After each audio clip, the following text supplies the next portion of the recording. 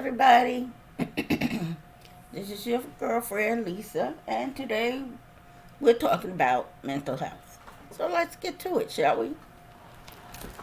Okay, so mental health is one of the, like we say, our physical health is important, but so is our mental health.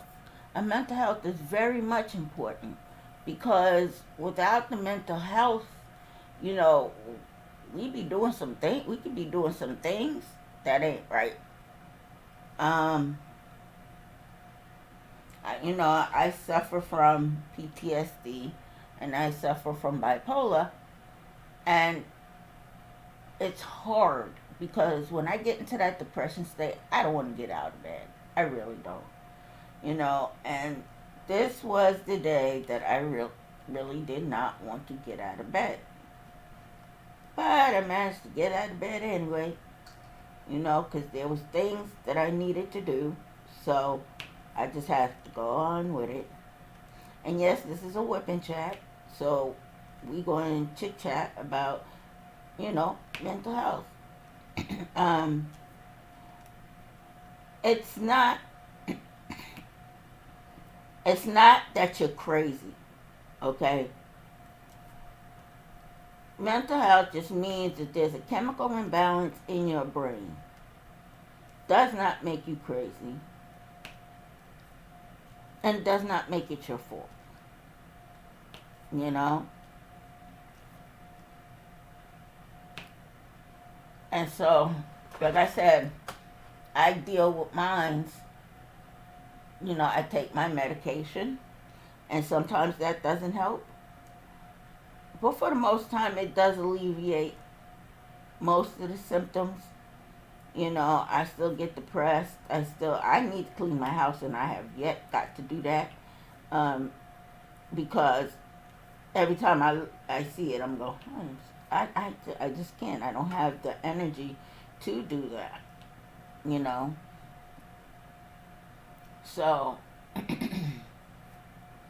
you know, mental health is something that we should never take for granted. And, you know, if you have a friend and you're talking to them and you say, I got a little bit of mental health crisis, you're seeing the therapist and everything, and they say you crazy, you need to cut them off. Because then that part of that stigma, you know. Why is it when I have an issue that I need help for, so I don't hurt myself or anybody else, I'm crazy? But if I don't get any help for it and I do, decide to run amok and shoot up the movie theater or the grocery store, whatever, and you're still going to say I'm crazy. So it's like you're damned if you do, damned if you don't.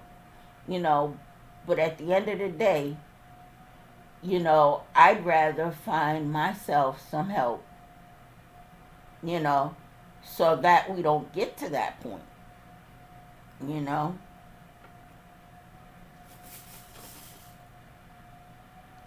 Now, I deal with my bipolar and my PTSD because, you know, I was raped, I was sexually assaulted on active duty, and we talking about in 89. So, 88, 89. So, um, my thing was I was always to push it down, and I figured if I pushed it down far enough that it doesn't exist, then I could admit to myself that it never happened. Yeah, well, that's not the way that worked out. You know, I was, I knew there was going to come a time where I was going to go head to head with it. And it was like, I'm not ready, I'm not ready. But it's like, no, but at this time, I had to get ready. And, and honestly, and I'm going to tell you this, I'm glad I did. Because you know what? Then that just gives me hope that the rest of my life, the rest of my life will be okay. You know, I'm not saying it's going to be completely gone. I'm not saying that I still won't have some kind of residuals behind it. But, you know, I'll be okay. I'll have the tools that I need so when those should arise, I know how to deal with it. You know, my way of dealing with it was drinking and drugging. That was my way of dealing with it. You know, and that didn't get me far. You know, couldn't keep doing that. You know, so, you know, I've been clean and sober since 2011. And, you know, and I'm proud of myself. I'm very proud of myself. You know, and then, you know, sometimes I'll look back and go, well, you know, well, well, Lisa, do you ever think about, no, I do not entertain that, because if I go back there, I got so much to lose. You know, and I can't even, no. I like what I have. And I'm going to do whatever I have to do to keep it, you know. You know, and then the fact of me talking about it, you know, hopefully, you know, that'll lead other people to talk about it, because you're not alone. You're not alone. And don't let nobody put you down because you sought help when you know you had a problem. You know, look, you know, I was raped, I was sexually assaulted, and I acted out very promiscuously. You know, and I just had an epiphany, because the acting out sexually after all that happened was anger. I was angry at myself, and I took it inwards, and that's how I became sexually promiscuous. Because at that point, I felt like I wasn't worth a damn. I felt like I was not worth a damn after that. And I'm like, well, what the hell? You know? Um, so I took it out on myself. You know? And that's not a good look. Because God knows I could have caught something that I would not have been able to get rid of. And see, I didn't even think about it like that at the time. You know? But, you know, now I do think about it. You know, I'm in a much better space. I mean, I still have my moments, you know, where I still get angry and I still get pissed the hell off because this man took from me that something that he had no rights to. You know? And then that question always comes up. For me, it does. What if this was your daughter? What if this was your daughter? Would you like for a man to come and rape and sexually assault your daughter? No? Then why are you doing it to somebody else's daughter? You know? Things people don't think that. You know? And, you know, I'm talking about things with me that brought me to, you know, the mental health awareness. You know, I was drinking, because I was in the military, I couldn't do nothing else. I was drinking till the cows came home. You know, the hardest part is going out to the club, partying on a Thursday night, you know, get my dance on, get my sippy sip on, and then have to turn around like 6 o'clock in the morning the next day, having to do a 1.5 mile run. Let me tell you something. That Seagram 77 does not taste good coming back up the second time. You know. And,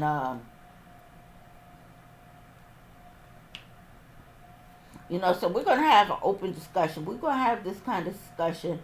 I'm opening the doors up so that this discussion can happen, and so that people know, man, people know that you're not alone. You do not have to walk this road by yourself. There are so many people out there. You're not alone. You're not alone. You know, I thought I was alone at first. I don't think that now. In the beginning, before I was started to get into my therapy and my group therapy, I always thought I was alone. But then hearing other people talk, and then it's like, you know what? I really am not alone. You know. I mean, I put it to you like this. Even though the situation is not the same, the outcome always is. You know. The outcome most definitely is the same. You know. And that's not a very good outcome. You know.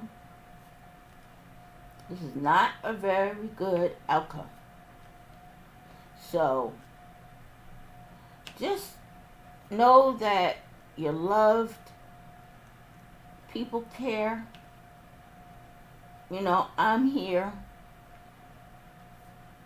I mean, I'm not a doctor or nothing. But I'm sure I could put you in. I could put you in the right, point you in the right direction.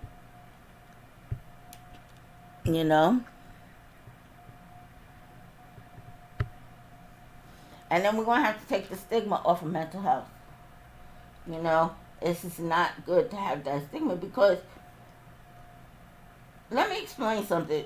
To have the stigma on mental health, you know what it actually does? It stops the next person from going to seek help because they're afraid of what the person's going to say. You know?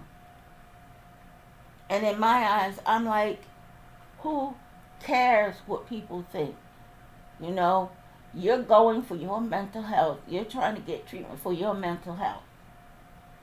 Now, either you want me to get mental health and be fine, or not get mental health and shoot up your whole damn house.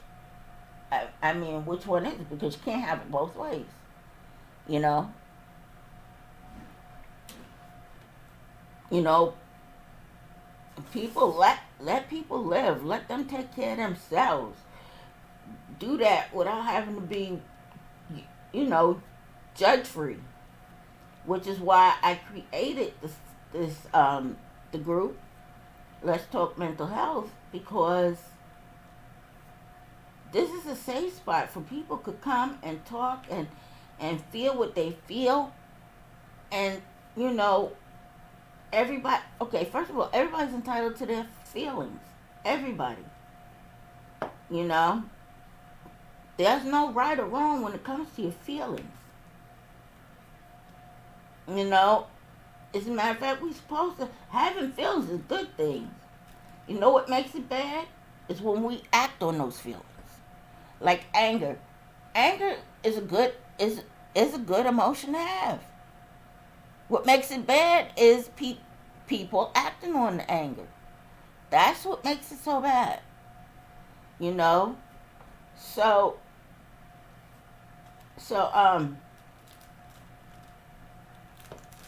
what we feel is how we feel.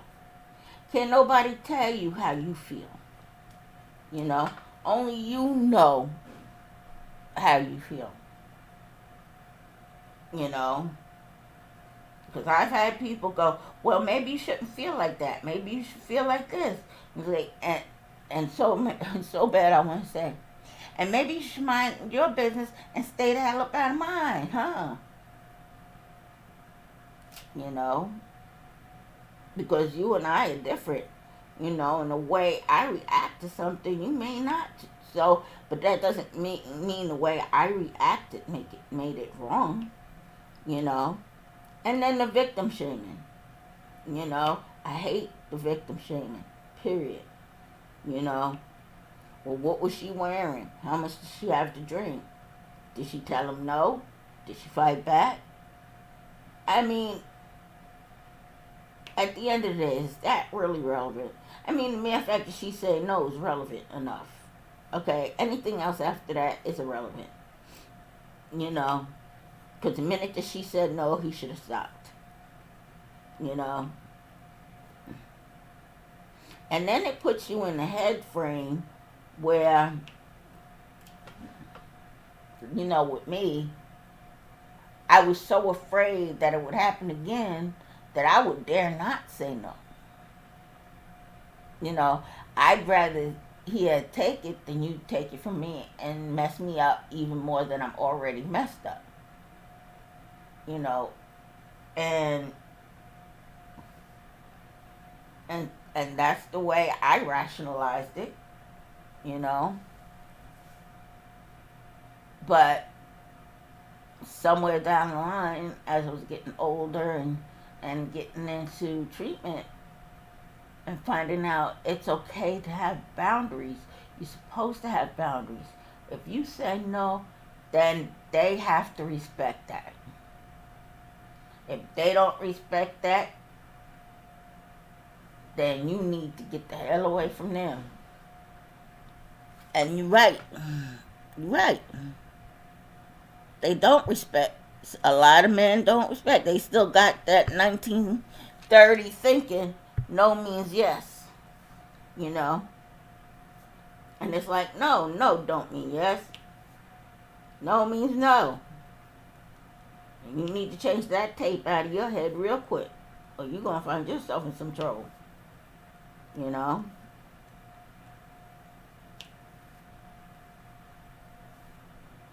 You know, and it's hard because, like I said, there's things that I want to do. Like, I want to clean up my house, and I find it kind of hard to do because, you know, I get in my little depression mode, and I don't want to get up out of bed. You know? But I do get out of bed, you know, for a little bit. You know, I mean, I've even become a little bit of a recluse. You know, I'm not going to say I'm 100% recluse, but a little bit. Because so long as I stay in my house, I know I'm safe. Can't nobody get me in my house. You know?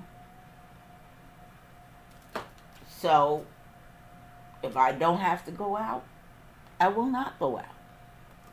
I'm safer in my house. You know, walking down the street when I have to go to the store. I have a bunch of guys walking behind me. That makes me so nervous. I either stop, walk across the street, or I'll just stop and let them walk in front of me. You know, I do not like people walking behind me, especially men. I don't like it. Because I can't see what y'all doing back there.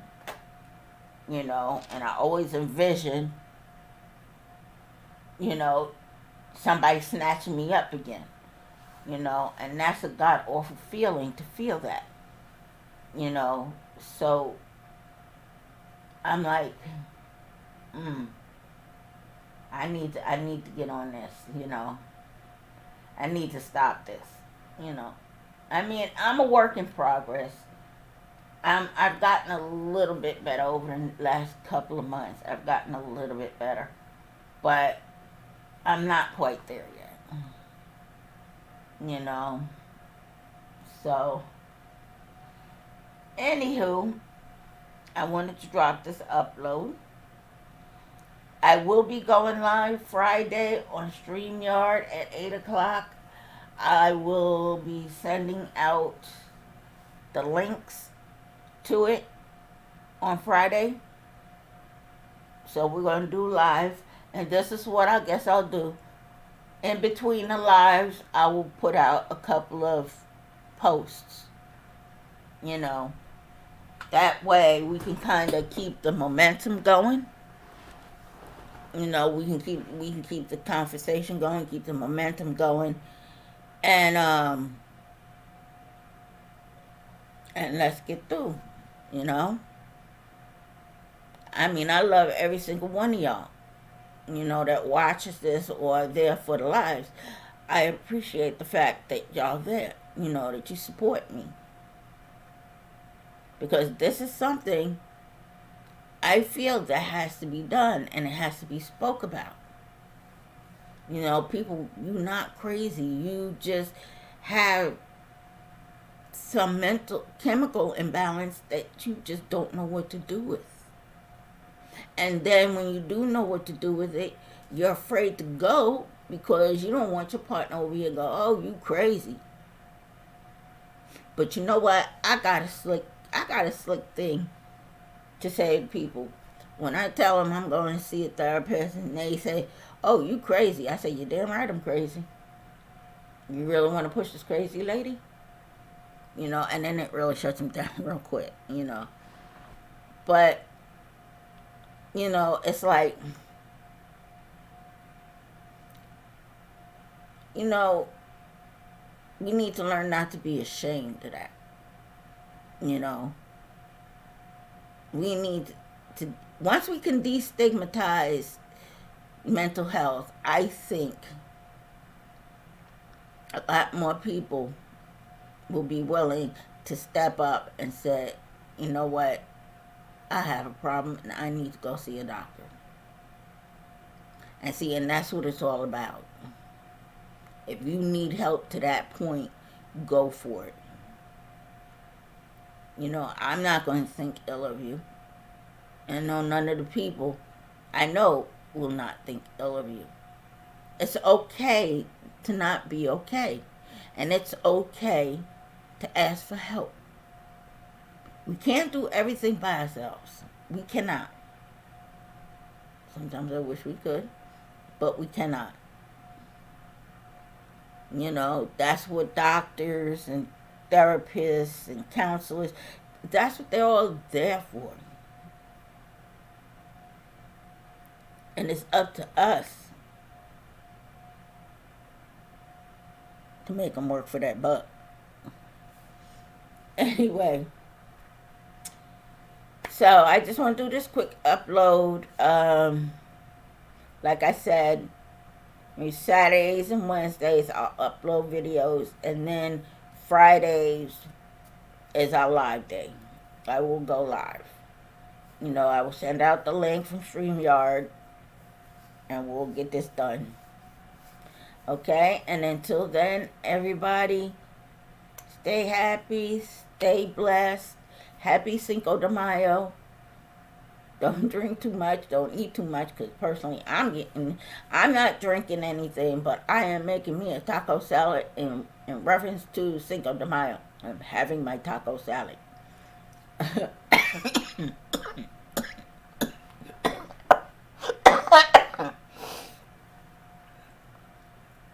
So everybody, have a good time. I wish everybody have a good day. Have a blessed day. And be safe out there, y'all. Be safe. And until next time.